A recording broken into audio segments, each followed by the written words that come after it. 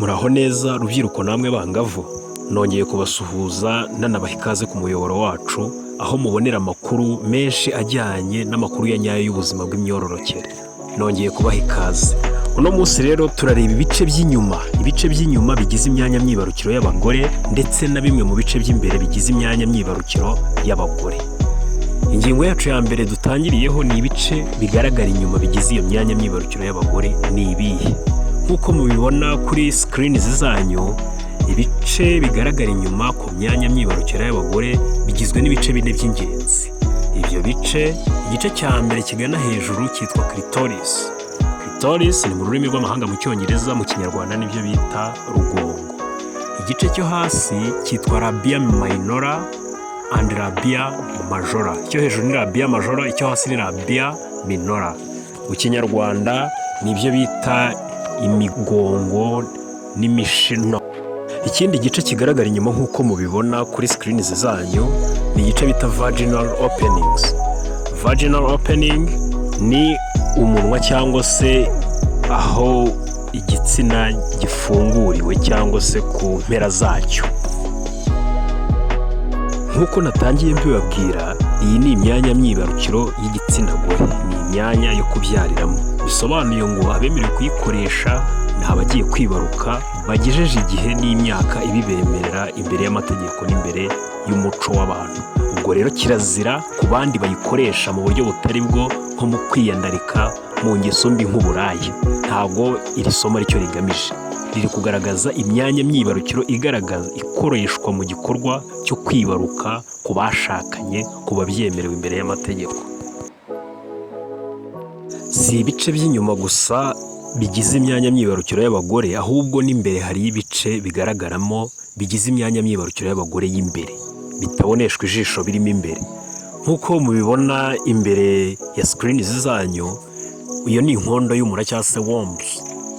Ni nyababyeyi y'umwana w'umukobwa cyangwa se y'umugore. Iyo nyababyeyi rero ikaba igizwe n'ibice bitandukanye nk'uko mubibona. Ni umura ugizwe n'ibice bitandukanye tugiye kureba twese hamwe, ndetse tukanareba buri gice cyose umumaro wacyo. Nk'uko mubibona, igice cya mbere kigize imyanya myibarukiro y'umugore igaragara imbere mu bice by'imbere bigize iyo myanya myibarukiro ni icyitwa vagina. Vagina ni igitsina cy'imbere mu bwinjiriro bw'igitsina cy'umugore, aricyo bita vagina. Vagina niho habera imibonano mpuzabitsina ku mugore wifuza kubyara, akayikorana n'uwo bashakanye bifuza urubyaro.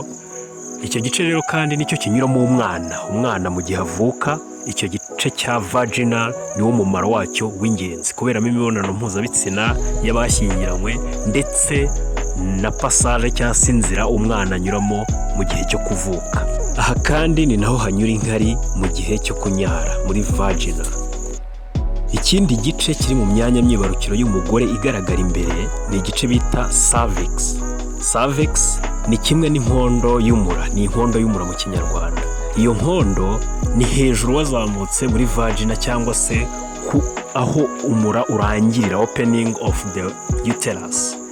Iyo nkondo akamaro kayo k'ingenzi ka mbere ni ugufunguka, igatanga inzira igihe umwana avuka, ndetse niwo muyoboro uhuza vagina ndetse na uterus. Uterus ni ikindi gice cyo hejuru kigana hejuru kuri iyo nkondo y'umura.